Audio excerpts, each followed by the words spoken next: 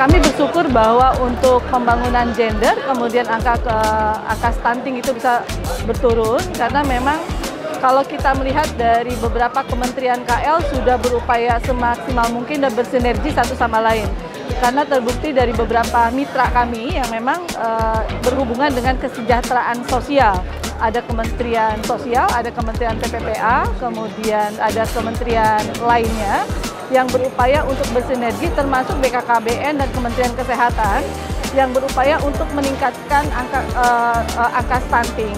Dan itu juga diupayakan oleh DPR RI dengan kita membuat satu rancangan undang-undang tentang kesejahteraan ibu dan anak. Dan itu disupport oleh pemerintah sendiri, karena kita menganggap bahwa ke depan menuju Indonesia emas ini kan harus dilihat dari generasi yang akan datang.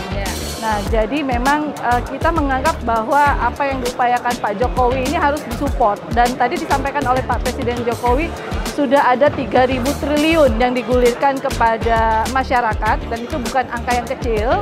Maka indikator keberhasilan ini memang harus menjadi tolak ukur yang terbaca dengan jelas, dan sehingga kami di DPR mungkin akan melakukan pengawasan agar BNBA atau BNBA address-nya ini agar terlihat dengan pasti, karena jangan sampai begini, kita menganggap ini berhasil, tetapi di ujung pelosok perkotaan atau mungkin di daerah-daerah terdekat masih juga ada anak-anak yang stunting. Nah, hari ini kita dihadapkan dengan satu fenomenal hidrometeorologi yang tidak mengenakan untuk kita, tentang perubahan cuaca yang sangat ekstrim. Maka mau tidak mau itu menjadi PR kepada Pak Presiden maupun kami di DPR, karena akan berdampak kepada para ibu hamil, termasuk kepada anak-anak balita. Karena dampak dari ISPA yang tidak bagus untuk daerah perkotaan, terutama Jakarta, DKI, maupun daerah metropolitan, akan berdampak juga pada tumbuh kembang anak-anak kita. Nah, ini mungkin juga akan menjadi PR. Yang tadinya stunting sudah bagus, apakah nanti akan berdampak terhadap nilai indeks yang bagus tadi? Apakah akan menjadi menurun? Nah, mungkin ke depan kita akan berbicara juga dengan beberapa KL yang membidangi tadi, agar indeks yang sudah bagus ini bisa dipertahankan, kalau bisa mungkin akan lebih baik lagi. Dan menurut saya juga reskilling, dan tapi bukan cuma itu saja.